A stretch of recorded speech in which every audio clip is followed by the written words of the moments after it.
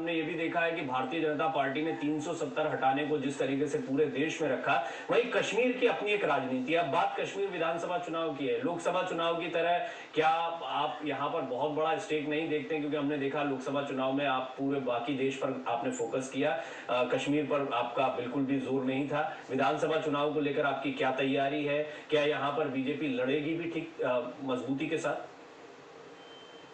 मैं समझता हूँ कि आज का इलेक्शन कमीशन का जो अनाउंसमेंट है बहुत ही स्वागत योग्य है और जिस प्रकार से जम्मू एंड कश्मीर में जमहूरियत या डेमोक्रेसी दोबारा से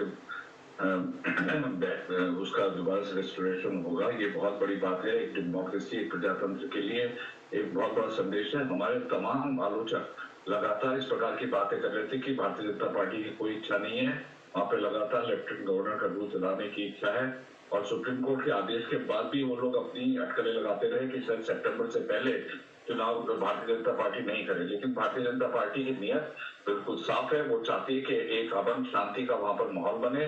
वहां पर जो जिस प्रकार से खून खराबा, जिस प्रकार से पाकिस्तान का अतिक्रमण हो रहा है, जिससे देश की सुरक्षा लगातार हमारी जो है असुरक्षित भावना से जीते हैं लोग, जम्मू कश्मीर के लोगों को राहत मिलनी चाहिए। और मैं समझता हूँ जिस प्रकार से काम लेफ्टिनेंट गवर्नर मनोज सिन्हा ने लगातार किया है, कर्मठता के साथ, अनुशासन के साथ और पारदर्शिता के साथ, वहां पर बिल्कुल एक सामान्य वातावरण। तभी 2019 के चुनाव में आपने देखा होगा छप्पर फाड़ वोटिंग हुई थी और 5 सीट है वहां पर पार्लियामेंट की और उसमें एक इलेक्शन बहुत फेयर और ट्रांसपेरेंट तरीके से हुआ था।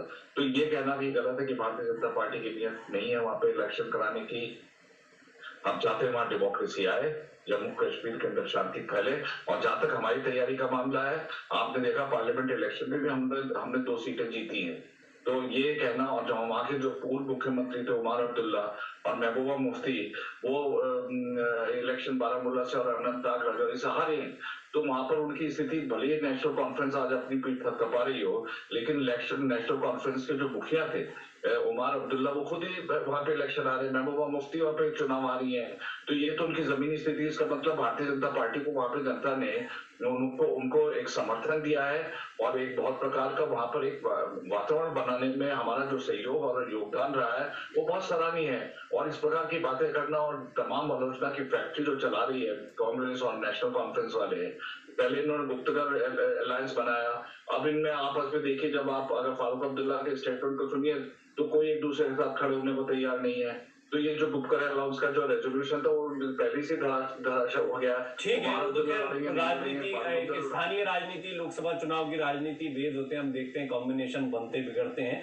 इस पर और थोड़ा सा बात करेंगे सुशील पंडित जी, क्योंकि कश्मीर के मुद्दों पर कई बार उनसे बहुत सालों से बात हो रही है, वो मानवाधिकार की बात को उठाते रहे। सुशील जी, मैं आपसे ये जरूर जानना चाहूंगा इस मौके पर